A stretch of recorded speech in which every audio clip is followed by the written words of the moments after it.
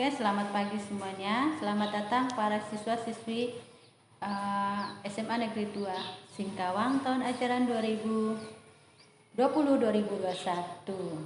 Hari ini Ibu akan memperkenalkan ya diri Ibu dan teman Ibu ini, Bu Siswanti, yang mana beliau adalah salah satu guru yang ada di SMA Negeri 2. Sebelum saya memperkenalkan beliau, saya perkenalkan diri saya dulu, Bu ya. Ya. Oke, nama saya Marsiana Ola. Di SMA 2 ini saya mengampu mata pelajaran PKN, yaitu Pendidikan Kewarganegaraan, khusus untuk kelas 11 dan kelas 12. Ya. Baik, saya akan perkenalkan Ibu yang ada di sebelah sana. Saya ini, silakan Bu. Saya di sini salah satu guru bimbingan konseling yang nantinya akan membimbing siswa kelas 10 yang IPS dan juga kelas 12 ya. Jadi nanti apabila ada sesuatu yang berkaitan dengan tidak hanya tentang masalah, mungkin pengertian dari banyak orang mengatakan bahwa BK ini identik dengan permasalahan ya, dengan kasus. Tapi sebenarnya tidak seperti itu. Kita membimbing, saya mungkin akan sering memanggil Anda semuanya ke sekolah. Ya mungkin dalam kondisi saat sekarang ini nanti siap aja, tidak akan ada perkumpulan yang begitu ramai. Tapi insya Allah akan saya panggil sedikit demi sedikit. Kita komunikasi aja, saling perkenalan, karena bagi saya khususnya ini sangat penting untuk kita saling mengenal. Dan nanti kita akan bekerja sama dengan wali kelas juga, ya juga dengan guru BK yang satunya lagi. Tetap Anda semua khawatirnya sampai Desember seperti ini, maka kita tidak akan saling mengenal. Iya. Nah, itu dia. Jadi untuk proses pembelajarannya itu di SMA 2 itu menggunakan online, Bu ya? Ya. Karena sementara ini dari karena situasi dan kondisi yang tidak mengizinkan. Ini. Oke. Untuk materi yang akan disampaikan oleh Bu Siswanti itu adalah pendidikan karakter dan tentang bullying ya. Bullying. Ya, silakan Ibu. Oke, terima kasih Ibu Ola. Sebenarnya pendidikan karakter ini kita maklumi itu sudah harus ada sejak di usia dini. Ya, usia dini ini mungkin dari awalnya itu di dalam keluarga Ibu Ola. Kemudian di masa prasekolah TK, kemudian nanti SD, SMP dan SMA ini adalah kelanjutan dari yang sebelumnya. Bisa dikatakan bahwa pendidikan karakter ini mendidik manusia menjadi orang yang memiliki ciri khas karakter dalam kehidupannya. Nah, katakanlah mungkin sebelum masuk kepada pengertiannya ya, ketika orang tua kita di rumah mengajarkan kita setelah makan itu cuci piring. Oke, nah itu bisa dikatakan sebagai pendidikan karakter. Nggak lucu dong sekarang kalian sudah SMA, habis makan lempar-lemparin aja, ya kan? Tidak cuci piring. Nah, lucu banget, ya kan? Nah, makanya dari itu sebaiknya kita sadari hal-hal kecil seperti itu agar tidak menjadi kebiasaan kita. Oke, mungkin ketika itu jadi kebiasaan, nanti dalam rumah tangga laki-laki apakah sepenuhnya menyerahkan kewajiban untuk cuci piring hal yang sepele kepada wanita? Tentu tidak kan? Tidak Bu, karena dalam keluarga itu mereka harus ada kerjasama loh. Kerjasama antara laki-laki dan perempuan. Jadi tidak membebankan kepada salah satu pihak. Betul sekali. Kalau misalnya calonnya tahu hanya untuk mencuci piring saja tidak mau, nah kemungkinan tidak akan ada yang ini ya. Bu. Tidak akan ada yang bersedia menjadi pasangan kita. Oke, kita masuk kepada pengertian pendidikan karakter. Nah, pendidikan karakter ini diadakan itu untuk supaya adanya menggali potensi dari peserta didik untuk membangun karakter pribadinya sehingga menjadi individu yang bermanfaat baik bagi dirinya sendiri juga bagi orang lain. Nah, ya, jadi dari sini bisa kita simpulkan bahwa pengertian dari pendidikan karakter sendiri adalah usaha dari lembaga pendidikan untuk secara sadar dan terencana mendidik peserta didik untuk memberdayakan potensi yang ia miliki. Ya, jadi semua orang, semua siswa dalam usia perkembangannya dari 0 sampai sekian tahun adanya jenjang pendidikan SD, SMP, SMA itu sudah apa namanya Bu ya? Sudah tertata, sudah terpola bahwa mereka sesuai dengan tahap perkembangannya harus mampu mencapainya. Iya. Jadi di sini mereka itu berperilaku atau berkarakter sesuai dengan aturan Bu ya? Iya betul sekali. Jadi kita bangsa Indonesia dikenal dengan bangsa yang kaya dengan budaya ketimuran ya Ibu ya. Iya. Salah satunya itu adalah sopan santun. Iya betul. Nah, sopan santun, toleransi, tata krama. Iya, tata krama. Itu dimiliki oleh bangsa Indonesia. Dan tidak bisa kita pungkiri kita di antara bangsa yang memiliki nilai-nilai yang berbeda dengan negara lain loh Bu. Iya betul sekali, dengan keragaman yang kita miliki ya kan, dengan segalanya, dengan bisa dibilang mungkin kalian tahu ruang lingkup kecil saja Singkawang bisa mendapat predikat kota tertoleran se-Indonesia. Nah, ini salah satu bentuknya loh Bu. Betul sekali. Nah, dalam ruang lingkup terkecil, kemudian lebih besar lagi kita negara kepulauan dengan segala macam budayanya, ya kan? Budayanya yang sekian banyak, kita mampu untuk bisa saling mengembangkan budaya yang ada. Nah, kita saling mengenal, bisa damai. Istilahnya bahasanya harmonis. Mungkin yang lalu-lalu pernah ada bentrok budaya antara ini dengan yang itu, tapi karena kita adalah bangsa yang berbesar hati, ya. Jadi perdamaian itu adalah di atas segala-galanya. Maka yang terjadi sekarang ini adalah kita baik-baik saja. Hidup harmonis, damai dan sejahtera. Kembali ke pendidikan karakter tadi ya. Iya, silakan. Nah, untuk mendapatkan pendidikan karakter ini kita perlu adanya kesadaran. Ya, Bola. Kesadaran bagaimana kita bisa menjalani pendidikan ini dengan lebih baik. Kalau misalnya katakanlah bisa kita bilang begini. Dalam soal PKN misalnya Ibu Ola ya, hubungannya dengan pelajaran PKN.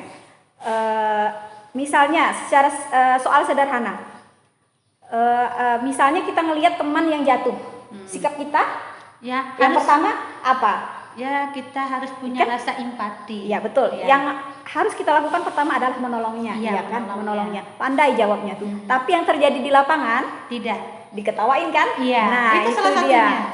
Itu dia yang sebenarnya mungkin ada yang akan segera menolong, tetapi respon pertama itu adalah menertawakan. Iya, ini fakta loh Bu di lapangan. Betul. Saya sering menemukan itu loh dalam kelas ataupun di luar kelas. Kadang-kadang anak itu untuk mempunyai rasa cepat menolong itu tidak ada gitu loh. Tapi untuk membuat orang merasa sakit itu cepat. Salah satunya ngolok tadi tuh ya. Betul. Nah, itulah dia.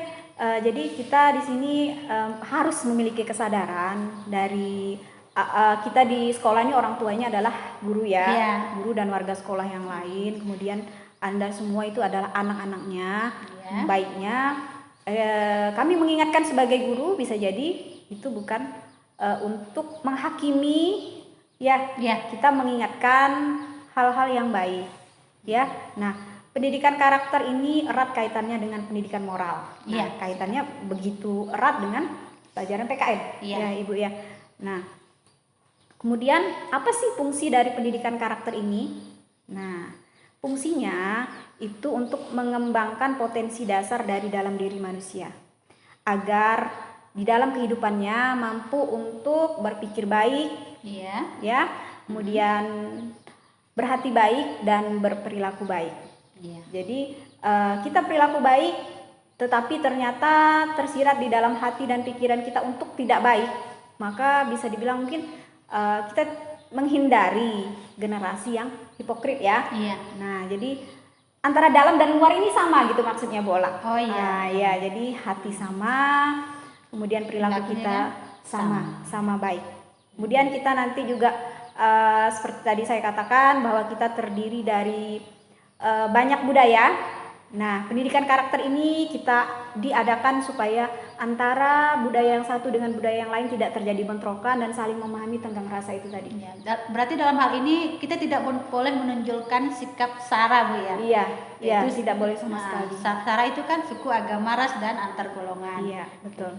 Lalu yang terakhir, fungsi dari pendidikan karakter itu bagaimana kita membentengi diri kita bangsa kita Iya. dari pengaruh luar. Karena jika berhadapan dengan negara luar itu sudah bisa kita pastikan adanya kompetisi, kompetitif ke arah luar. Bagaimana? Karena sekarang kalau hubungannya dengan ekonomi ya, sekarang semakin bebas, eranya bebas untuk perdagangan itu bisa, yang penting ada perizinan, bisa keluar masuk, budaya, kemudian budaya luar bisa masuk ke dalam dengan budaya kita bebas sekali, bisa bercampur baur. Jadi kita bagaimana caranya supaya budaya kita ini tetap asli seperti ini, tidak terkontaminasi oleh budaya luar. Iya. Oke, seperti itu ya.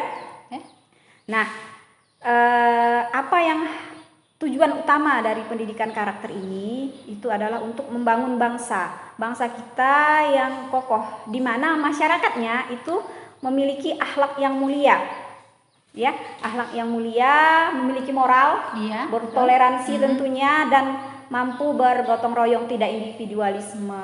Jadi ini kalau kita kaitkan dengan nilai Pancasila itu sudah tercermin, Bu, ya? Ya, betul sekali. Nah, pertama itu bermoral, artinya kan sesuai dengan sila yang pertama, toleransi, gotong royong. Gotong royong itu artinya kerjasama. Kerjasama, ya betul. Nah, jadi nilai-nilai yang ada di dalam pendidikan karakter ini, yang pertama nilai religiusitas, agama. Ini penting sekali, ya, karena tidak ada agama yang mengajarkan hal-hal yang buruk. Nah, itu adalah pedoman kita, hidup dan mati kita istilahnya, ya, tentang ke agama. Kita diajarkan untuk berbuat baik, ada hukumannya untuk perbuatan yang jahat. Nah, itu ada di agama. Pancasila yang kedua setelah agama. Pancasila tadi, ya, ini ada nilai-nilainya di dalam pendidikan karakter, dan kemudian budaya, ya. Jadi ada 3 yang penopangnya adalah agama, Pancasila, dan budaya. Karena tadi Ibu Sis sudah memberikan penjelasan tentang pendidikan karakter, dapat saya simpulkan di sini adalah pendidikan karakter adalah suatu usaha manusia secara sadar dan terencana untuk mendidik dan memberdayakan potensi peserta didik guna membangun karakter pribadinya sehingga dapat menjadi individu yang bermanfaat, baik itu bagi diri sendiri dan lingkungannya. Oke, kita lanjut yang kedua, Bu, ya. Materi kita yang kedua yaitu tentang pengertian bullying. Oke, waktu dan kesempatan saya persilakan, Bu. Ya, terima kasih. Bullying, ya. Lanjut ke yang selanjutnya tentang bullying, atau di bahasa Indonesia itu namanya perundungan. Nah, ini Bu Ola nih, persoalan kita yang penting sebenarnya, ya. Bu. Secara sadar atau tidak sadar, ini pasti ada di setiap tahunnya, ya. Nah, apa itu bullying? Apa itu bully? Kalian mungkin sering sekali menyebut dibully seperti itu. Nah, pengertiannya sendiri apa? Nah, bully itu tindakan atau perilaku menyakiti orang lain, baik itu dalam bentuk fisik, verbal, emosional, psikologis, dari seseorang atau sekelompok orang yang memiliki kekuatan dilakukan terhadap orang yang lemah, yang tidak memiliki kekuatan untuk melawan. Itu bullying. Biasanya kenapa bully? Karena tidak seimbang. Kalau seimbang mungkin akan terjadi perlawanan. Nah, tidak seimbang.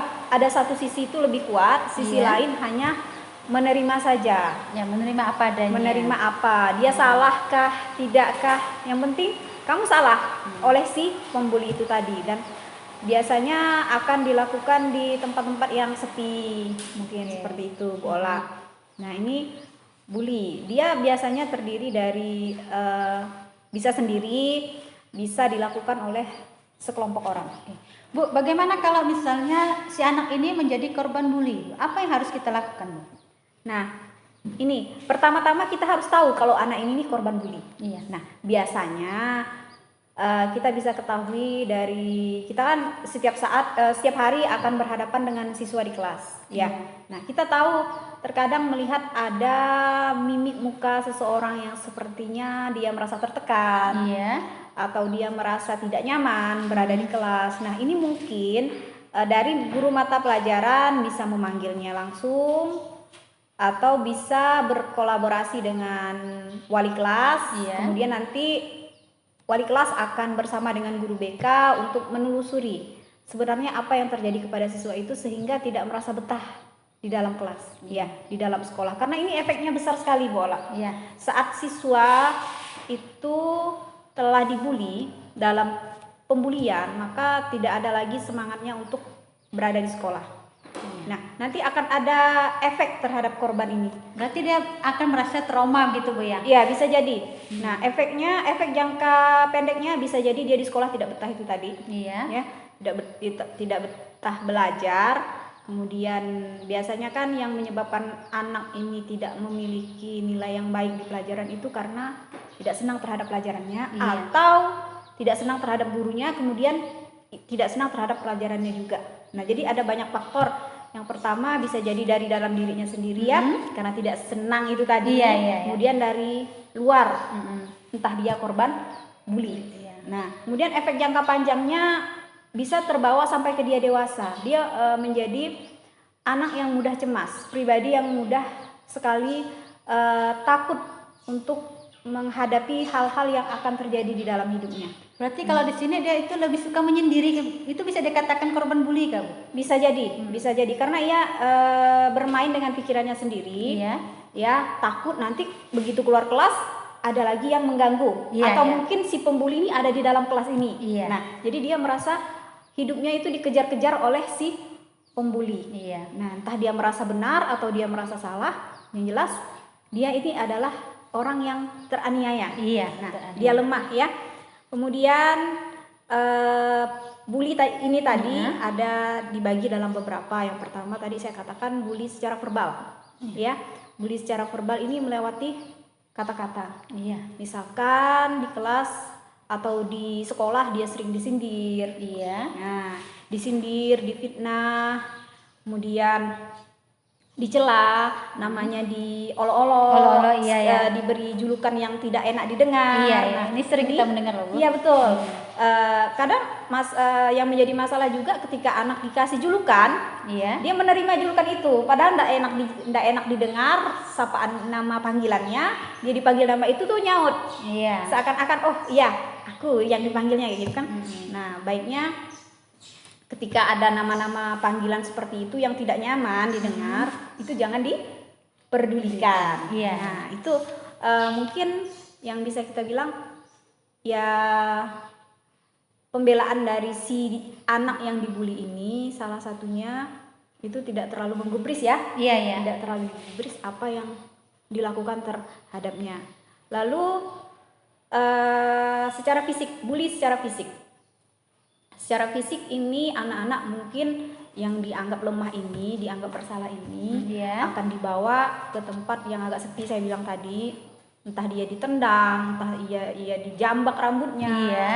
Itu ada yang seperti itu tuh. Ada. Bola. Nah, Iya. maka dari itu kita sebagai guru mungkin tindakan kita adalah harus kita tahu lebih banyak tentang anak-anak yang mungkin terlihat tertekan ketika di dalam kelas. Iya. Nah, seperti itu ya.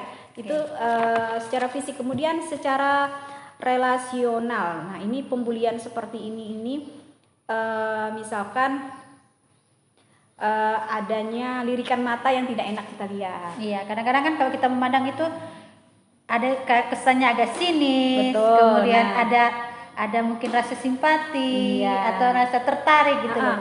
Karena kita secara sadar ataupun tidak sadar, reaksi-reaksi seperti itu tetap kita bisa ketahui ya. Iya. Kita bisa sadari. Iya. Oh, ini misalnya teman lagi ngelirik nggak enak nih. Iya. Nah, ini bisa jadi masalah. Bahkan saya sering sekali menemui anak-anak kasus yang ketika anak itu berkelahi ya, berkelahi, itu hanya akibat dari lirikan. Iya. Nah, dia Bu ngelirik saya ndak enak, kayaknya menghina. Akhirnya terjadi perang mulut. Nah, masalah pun menjadi besar. Iya, dan yang kecil jadi besar. Ya, seperti itu. Nah, yang selanjutnya tadi verbal, kemudian fisik, relasional, yang terakhir bullying elektronik. Nah, dengan media-media yang kita miliki sekarang ini, media sosial ya. Jadi anak itu bebas untuk menghina Orang lain. ya. Nah, dengan mengupdate status dengan sindiran-sindiran ya.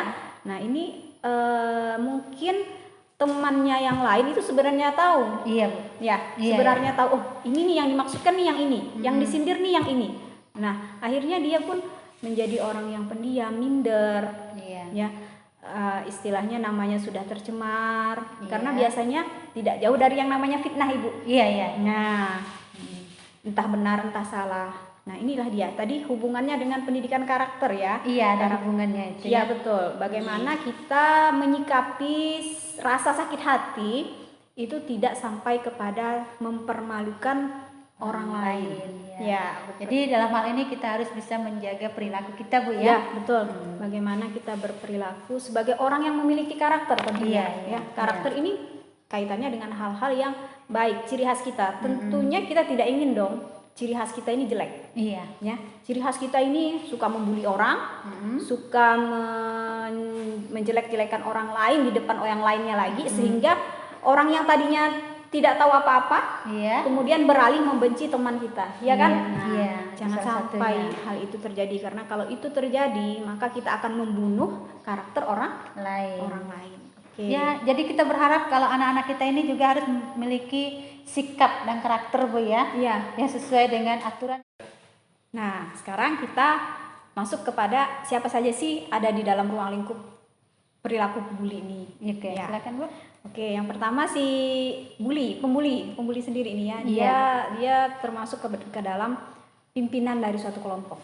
Iya. Ya, kalau misalnya dia entah itu permasalahan terkait dengan dirinya sendiri ataupun dengan anggota kelompoknya, nah dia akan muncul paling depan, berjalan di paling depan untuk mencari siapa sih orang yang Jadikan target. iya, siapa orang yang akan dibulinya. Lalu yang kedua, asistennya, bisa kita katakan asistennya. Dia akan berjalan beriringan atau di belakang si Pemimpinnya tadi. pemimpinnya ini tadi. Nah, dia akan cenderung bergantung, mengikuti perintah si teman yang tadi berada di depan ini. Iya. Nah, itu asistennya. Kemudian mereka yang ketiga adalah mereka yang mendukung si pembuli ini. Mereka selalu ikut meramaikan.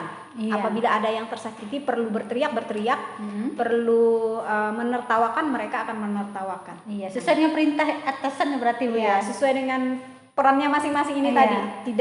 Mereka tidak membagi tugas bahwa kamu bagian nertawain ya, enggak, tapi secara alami saja mereka ini pemimpin, ini asistennya, yang ini bagian menertawakan. Iya. Nah, bagian yang meramaikan, Iya, yang ramai, seru-serunya. ya. Ya. Kemudian victim ini orang yang menjadi korban. Iya. Ya, sudah pasti kita tahu bahwa dialah yang selalu mendapat penindasan ya. Iya. Penindasan dari si orang-orang ini tadi, entah itu si bully atau si asistennya. Iya, atau bisa jadi ramainya loh, Bu. Iya, peramainya. Ya, itu tadi ya, orang yang membantu korban pada akhirnya dia menjadi korban. Nah, kemudian yang terakhir itu adalah orang-orang yang tahu bahwa ini terjadi pembulian, tetapi dia tidak mampu berbuat apa-apa karena takut ikut menjadi korban. Nah, itu tadi dia 6 orang-orang yang berada di sekitar bullying. Pembuli, yang dibully, asisten pembuli, kemudian orang-orang yang ikut meramaikan bully, kemudian orang yang ikut membela namun jadi korban, dan yang terakhir orang-orang yang tahu tapi tidak mampu untuk berbuat apa-apa karena takut ikut menjadi korban. Itu tadi dia, Bu Ola, tentang bullying. Oke, terima kasih Bu Isis atas penjelasannya. Demikian anak-anak penjelasan tentang bullying, dan kami dari pihak sekolah juga mengharapkan anak-anak untuk tidak melakukan hal yang sama dalam lingkungan sekolah, karena apabila kalian melakukan itu akan mempunyai dampak yang sangat besar, ya, buruk ya, terutama bagi anak yang menjadi korban ataupun pelaku. Ya, karena tidak hanya saat sekarang, tapi juga sampai ke masa depannya akan berpengaruh besar. Oke, demikian materi MPLS kita hari ini. Ibu selaku pembawa acara hari ini mengucapkan terima kasih dan tetap semangat, Ibu ya. Ya. Walaupun dalam suasana seperti ini kita harus tetap semangat, jaga kesehatan selalu ya, karena kesehatan itu sangat penting. Oke, sekian dan terima kasih. Assalamualaikum warahmatullahi wabarakatuh.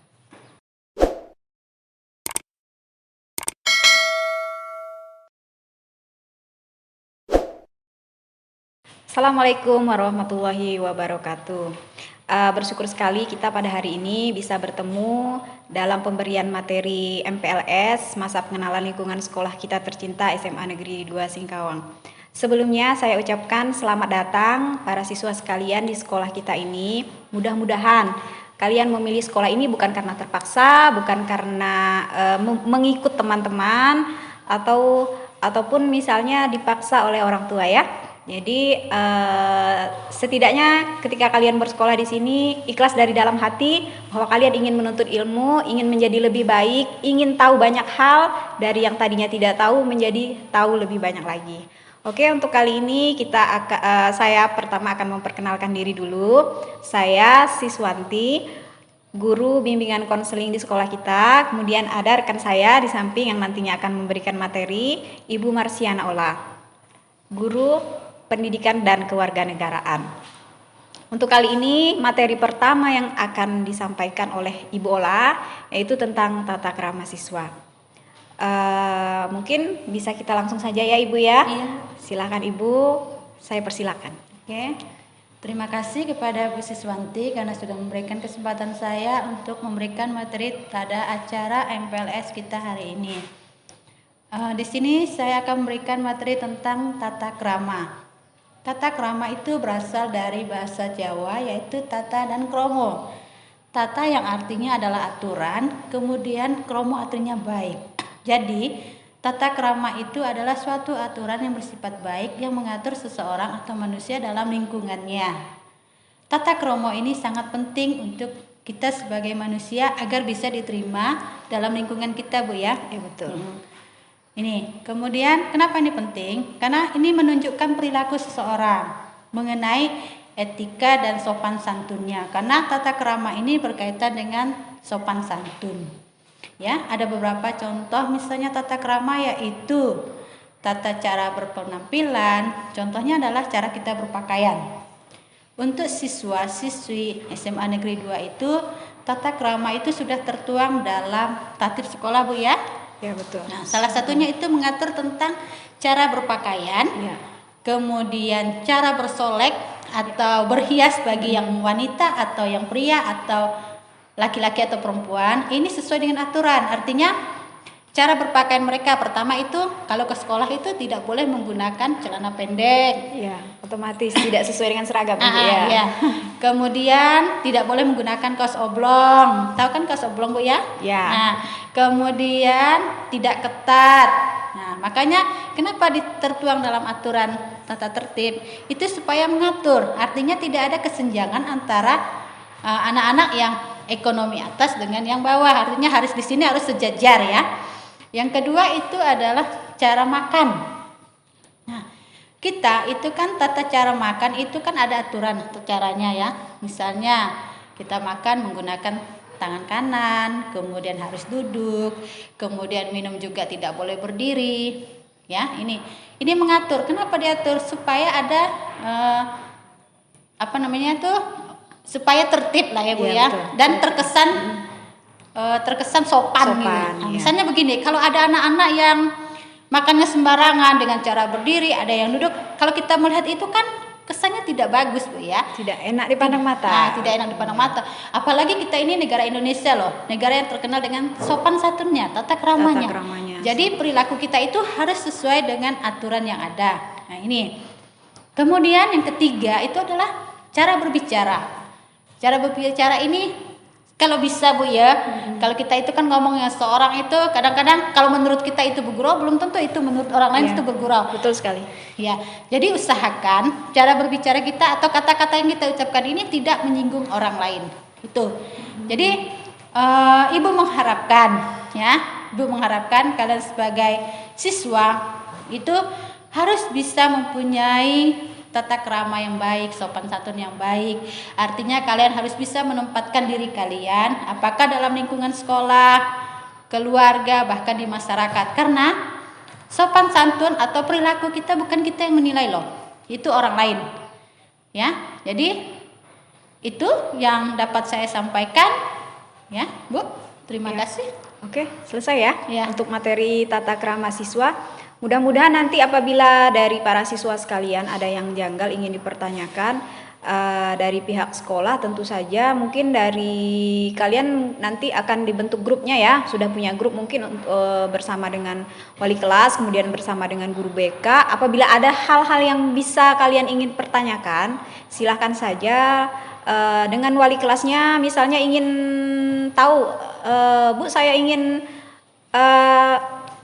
apa namanya, cerita atau apa, konseling. ingin berbicara dengan guru PKN yang kemarin menyampaikan materi, silahkan ditanyakan, nomor WA-nya tidak masalah ya Ibu ya, Tidak. tanyakan dengan wali kelasnya atau dengan guru BK-nya yang ada di grup. Nanti Ibu Ola dengan senang hati akan menjawab pertanyaannya tentang tata krama dan tentang materi-materi yang lain juga nanti. Lanjut ya, kita di materi yang kedua. Oke Bu Ola, silahkan di wawasan Wiyata Mandala. Oke, saya akan melanjutkan materi kedua, yaitu tentang wawasan Wiyata Mandala. Wawasan adalah suatu pandangan atau sikap mendalam terhadap suatu hakikat. Wiyata itu adalah tempat atau lingkungan. Dalam hal ini adalah wawasan Wiyata Mandala, kalau kita kaitkan itu adalah wawasan kita mengenai lingkungan sekolah. Apa itu sekolah? Kemudian fungsinya, ya. Oke, sekolah merupakan tempat penyelenggaraan proses belajar mengajar, menanamkan, mengembangkan berbagai ilmu, nilai, dan keterampilan. Ya, sekolah sebagai lembaga pendidikan formal, tempat berlangsungnya PBM itu membina dan mengembangkan ilmu pengetahuan dan teknologi, pandangan hidup atau kepribadian. Kepribadian kita artinya di sini kita ubah pribadi kita yang sesuai dengan aturan-aturan yang ada, ya. Kemudian hubungan manusia dengan lingkungan atau manusia dengan Tuhan.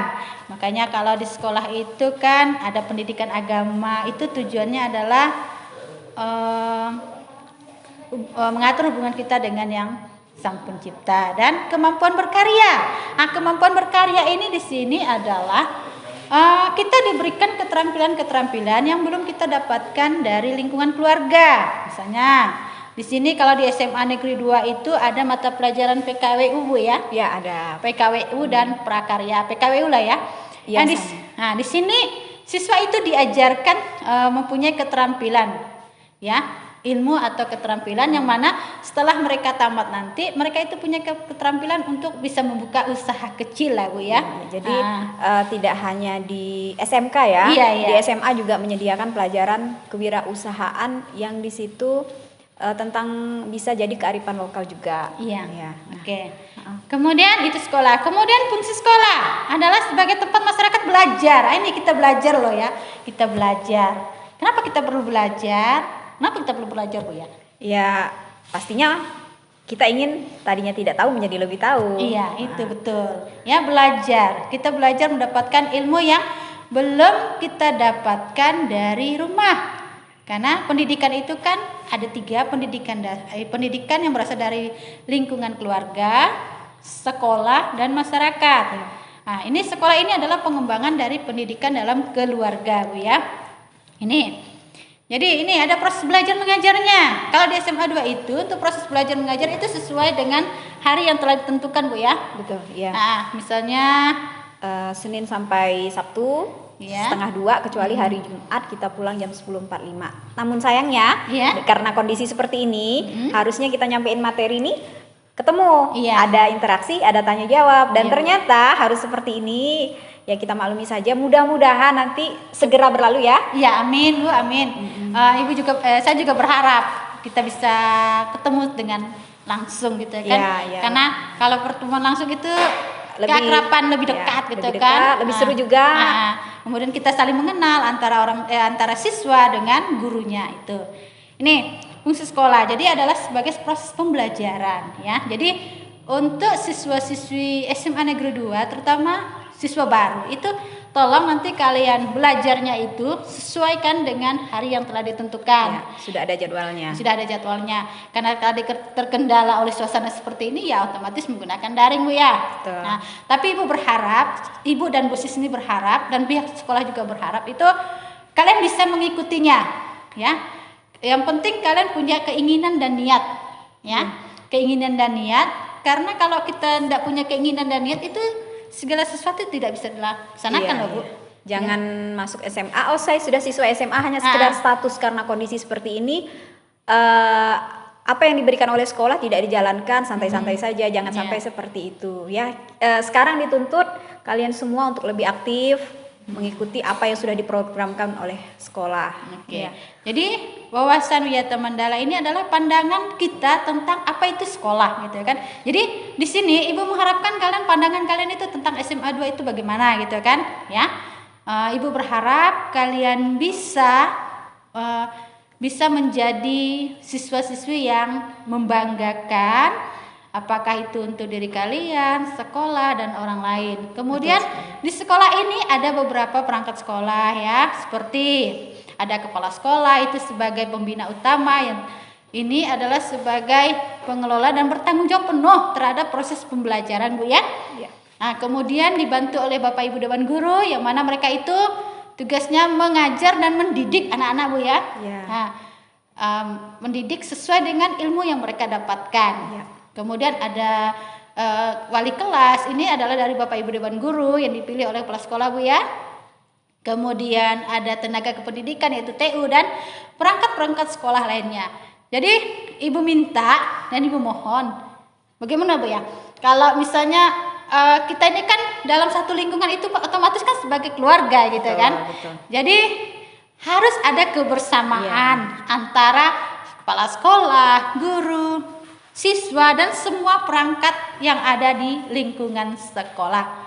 Oke, hanya itu saja Bu materi tentang dari saya. Materi ini ya Wiyata Mandala. Oke, cukup itu. Mungkin tambahan dari saya sedikit.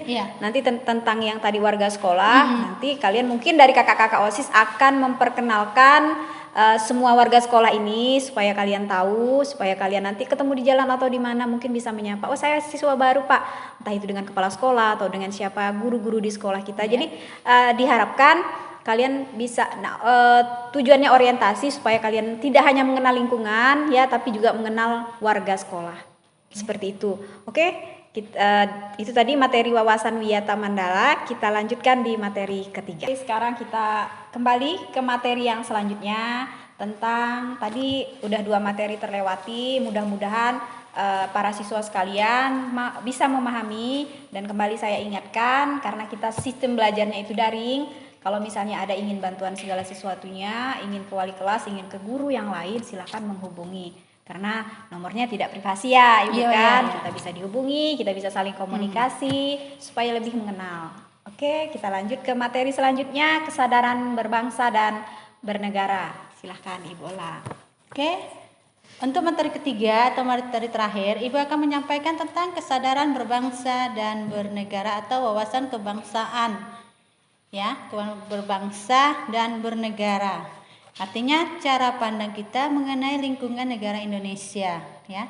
Kita sebagai warga negara Indonesia itu harus punya wawasan atau pandangan tentang negara kita loh, Bu ya. Iya, harus tahu karena kita warga negara. Iya, harus tahu apa hak dan kewajiban kita sebagai warga negara. Kemudian tanggung jawab kita. Karena hak dan kewajiban setiap warga negara itu sudah tertuang dalam undang-undang, Bu ya. Iya, betul. Terdapat dalam pasal-pasal. Salah satunya misalnya pasal 30 ayat 1. Setiap warga negara mempunyai kedudukan yang sama untuk membela negaranya. Dalam hal ini adalah apabila suatu negara, Indonesia lah ya, mengalami suatu terancam ya. Terancam. Jadi kita sebagai warga negara itu harus ikut andil, wajib ya. Wajib ikut serta membela negara. Wajib ikut serta sebagai warga negara. Jadi kita harus punya wawasan dan rasa cinta tanah air. Kemudian wawasan ini sesuai dengan nilai-nilai Pancasila loh, Bu ya. Nah, dari sila pertama sampai dengan sila kelima ya. Ini setiap perilaku kita itu sesuai dengan sila-sila. Oke, nilai-nilai yang terdapat dalam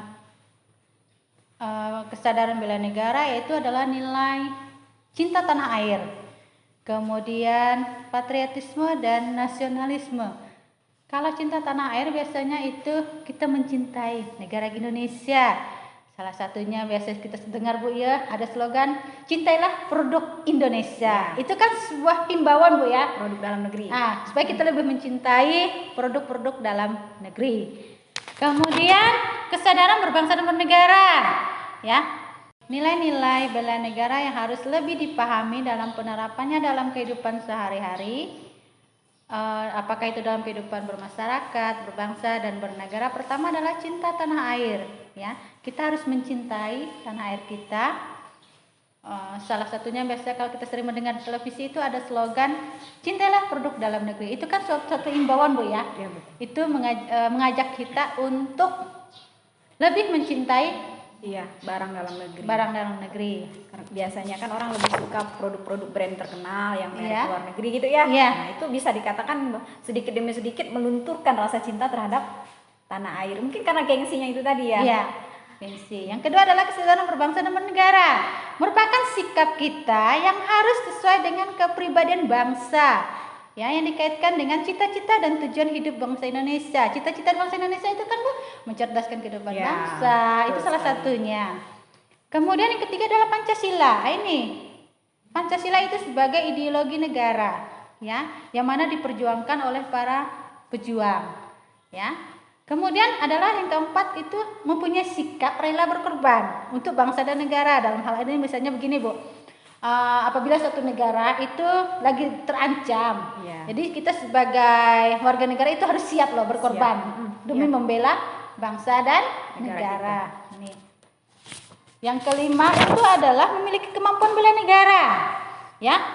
Ini adalah dapat diwujudkan dengan tetap menjaga kedisiplinan. Nah, contohnya kalau kita ikut bela negara di sekolah, yaitu adalah menjaga kedisiplinan, misalnya disiplin berpakaian, disiplin masuk, Datang ini. sekolah tepat waktu.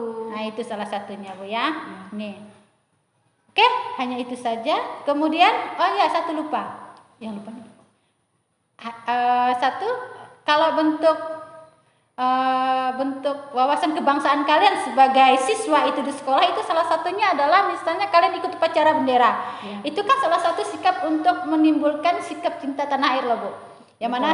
Yang mana setiap Senin itu siswa-siswi dan dewan guru itu wajib mengikuti upacara bendera. Ini Menghargai perjuangan para bangsa. Ya. Oke, hanya itu saja Bu.